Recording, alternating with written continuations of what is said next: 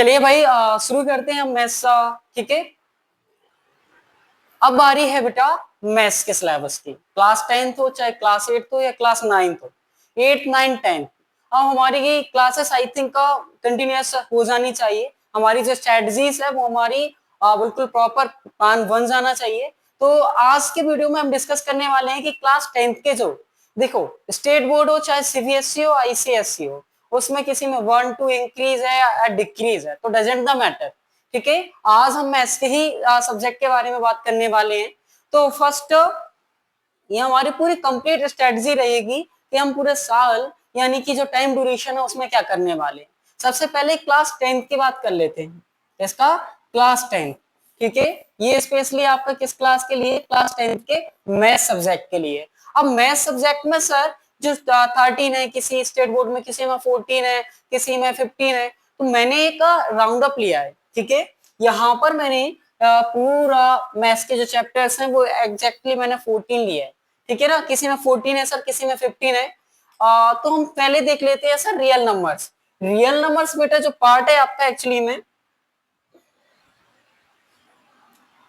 वो किसका है? आपका नंबर सिस्टम, यानी कि हम इसमें नंबर सिस्टम से रिलेटेड रियल नंबर्स हैं आपका वो पढ़ने वाले हैं। सेकंड वन है सर कि सर पॉलिनोमियल्स। ठीक है, हम फिर सेकंड में देखेंगे पॉलिनोमियल्स। थर्ड चैप्टर्स में होगा आपका लीनियर इक्वेशंस। ठीक है, और मैं आपको ये भी बताऊंगा कि एक्चुअली में रियल नंबर्स होते क्या है, पॉलिनोमियल्स क्या होंगे आपके, लीनियर इक्वेशन क्या होगी, आपकी क्वाड्रिक इक्वेशन क्या होगी।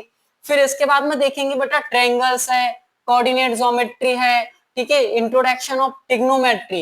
एक्चुअली में ये ट्रिग्नोमेट्री अभी तक आपने 9th क्लास में बहुत कम पढ़ी होगी, स्टेट बोर्ड में नहीं आती है, किसी में आपको आती है। तो कुछ बच्चे ऐसे होंगे जो ट्रिग्नोमेट्री, कौन सा चैप्टर है आपका जो ट्रिग्नोमेट्री, उससे फर्स्ट टाइम आप इंट्रोड्यूस होंगे। फिर आप देखेंगे circle.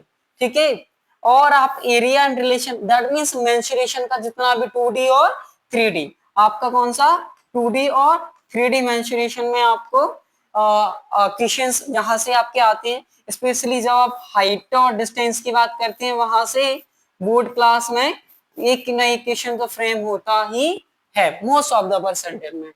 Surface area and volume. फिर आपकी स्टैटिक्स का बात करें तो वहां से ये मोस्ट इंपोर्टेंट चैप्टर है, कौन सा? स्टैटिक्स और प्रोबेबिलिटी। यानी कि ये आपका इंपोर्टेंट इसलिए है बेटा क्योंकि यहां से अप्रोक्स 10 to 15 मार्क्स का क्वेश्चन पेपर बनता है। ठीक है, और हम जब सिलेबस स्टार्ट करेंगे बेटा तो एक चीज हमें याद रखना होगा और उसका नाम है क्या सर?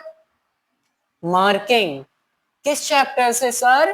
कितने मार्क्स का? यानी कि हमारा जो सिलेबस होगा बेटा वो बेस्ड होगा एक मार्क के अकॉर्डिंग। पहला क्या होगा हमारा? पहला बेटा जो डिपेंड करेगा वो होगा आपका मार्क्स, कि किस चैप्टर से कितने मार्क्स का आ रहा है।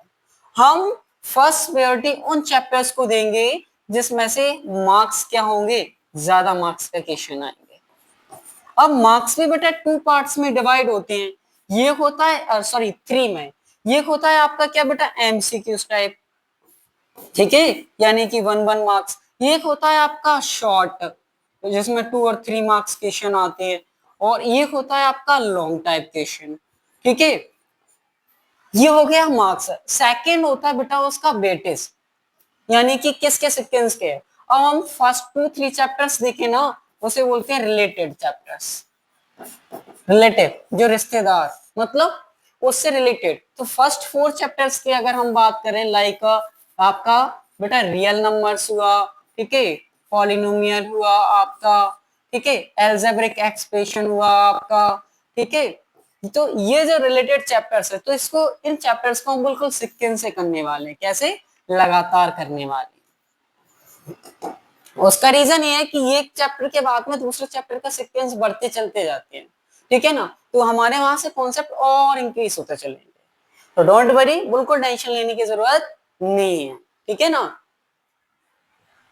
और स्टार्टिंग से ही हमें पॉजिटिव वे में चलना जरूरी है। पॉजिटिव यानी कि जितना सब्जेक्ट है, मान के चलो आज मैंने आपको फर्स्ट चैप्टर 3 दिन में, 4 दिन में, 5 दिन में या एक वीक में भी हमने फर्स्ट चैप्टर कंप्लीट कर लिया, तो उसकी प्रॉपर स्ट्रेटजी, प्रॉपर क्वेश्चन का प्रैक्टिस। और प्रैक्टिस ऐसे नहीं होती बेटा कि हमारे पास में एक्चुअली में क्या आंसर लिखा हुआ है, ये रही हमारी क्या सॉल्यूशन, ठीक है, और इसको हमने क्या कर लिया ओनली रीड। नहीं बेटा, ये गलत है, रीड नहीं करना है, इसको अगेन सॉल्व करके देखना है। क्या सॉल्व करना है? 2 टाइम्स और 3 टाइम्स, इसे बोलते हैं मैथ्स में प्रैक्टिस करना, ठीक है। 2-3 टाइम्स बार उसको। या आप ऐसे कर सकते हैं बेटा कि एक ही टाइप के, अगर type by questions, type wise कैसे बात करें, अगर हम कि सर मान के चलो कोई एक ही टाइप का क्या है आपका क्वेश्चंस है, तो उसके 2 से 3 क्वेश्चन, 2 से 3 क्वेश्चंस को क्या करना आपको सॉल्व करना, ठीक है। और ये होता है सर एक्सरसाइज के बेसिस पर, यानी एक्सरसाइज है और उस एक्सरसाइज में जितने भी आपके क्वेश्चंस है उन क्वेश्चंस को कंप्लीटली क्या करना, रिवाइज करना। तो आई थिंक मैं मानता हूं कि जो टाइप वाइज होता है वो बेस्ट होता है, कि जितने भी एक्सरसाइज हो एक्चुअली में उससे एक्सरसाइज भी कवर होगी और वो भी। अब टाइप में एक्चुअली प्रॉब्लम क्या है, सॉरी बेनिफिट क्या है टाइप का, कि सपोज दैट आपको एक्सरसाइज है आपकी बेटा 1.1, ठीक है, समझना इस बात को। अब 1.1 में आपको पूरे क्वेश्चंस आते हैं, बस एक ही टाइप का क्वेश्चन है, क्वेश्चन नंबर मान के चलो सपोज 3 नंबर का जो क्वेश्चन है, यानी कि इस जो स्पेसिफिक टाइप हो गया, और स्पेसिफिक टाइप, इस टाइप के क्वेश्चन में आपको प्रॉब्लम आती है, तो सिर्फ जो प्रैक्टिस आप करोगे मोर देन, वो आप सिर्फ इसी टाइप को करोगे, स्पेशल फोकस इसी पर रहेगा, ठीक है। स्पेशल फोकस, स्पेशल पर्सन, ठीक है ना, special friend, special subject, special relative, वैसे रिश्तेदार होते नहीं है लेकिन फिर भी हाँ कुछ ना कुछ एक्सेप्शन तो होते हैं, ठीक है। तो इन चीजों को आपको फर्स्ट अपने माइंडसेट में रखना है कि हमें मोस्टली सभी पे, स्टार्टिंग में सभी पर ध्यान देना है। जब हम सेकेंड टाइम रिवाइज करेंगे तो हमें ये एनालिसिस करना है कि हमें किस टाइप के क्वेश्चन में प्रॉब्लम है, वहां से टाइप के जो क्वेश्चन होंगे उसको आप एक प्रॉपर मार्क के द्वारा, हो सकता है कई बार हम IMP लिख लेते हैं या फिर हम स्टार बना लेते हैं कि भाई हाँ इस टाइप के क्वेश्चन में हमें प्रॉब्लम है, ठीक है। ये हमारा बिल्कुल क्या रहेगा, एक प्रॉपर मेथड रहेगा जिस तरीके से हम मैथ्स को सॉल्व करने वाले हैं। तो टाइप वाइज, मार्क वाइज, आपको मार्क्स के अकॉर्डिंग, ठीक है, टाइप के अकॉर्डिंग, एक्सरसाइज के अकॉर्डिंग, चैप्टर्स के अकॉर्डिंग आपको कैटेगराइज करना है अपने सिलेबस को। अब आप एक्चुअली में आप कहेंगे कि सर आप ही करवाओ इसी टाइप से, कि आपको किस बेसिस पर, बेटा मैं करवाऊंगा बिल्कुल आपको मार्क्स के अकॉर्डिंग, ठीक है, और उस चैप्टर से भी रिलेटेड।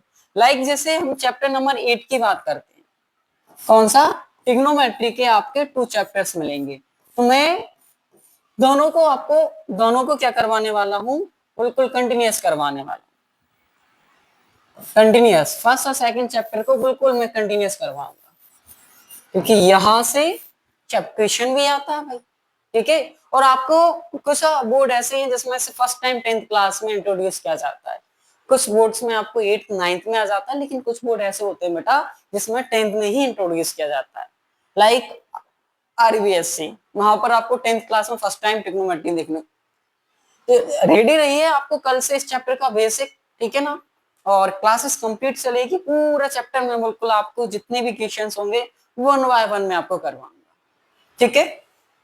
दूसरे नंबर मेरी जो स्ट्रेटजी रहेगी बेटा, वो आपको मार्क्स के अकॉर्डिंग और कुछ चैप्टर को मैं सीक्वेंस के अकॉर्डिंग करवाऊंगा, ठीक है ना।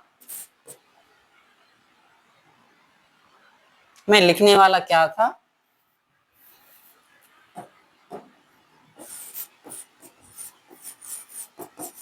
मेरी जो स्ट्रेटजी है बेटा वो एक अलग रहेगी, ठीक है, वो आपके लिए बेनिफिशियल ही रहेगी। मैं कुछ चैप्टर को मार्क के अकॉर्डिंग भी करवाऊंगा और कुछ कुछ चैप्टर को मैं आपको रिलेटेड, यानी कि उससे रिलेटेड जितने भी चैप्टर्स आएंगे लाइक वो भी मैं आपको करवाऊंगा।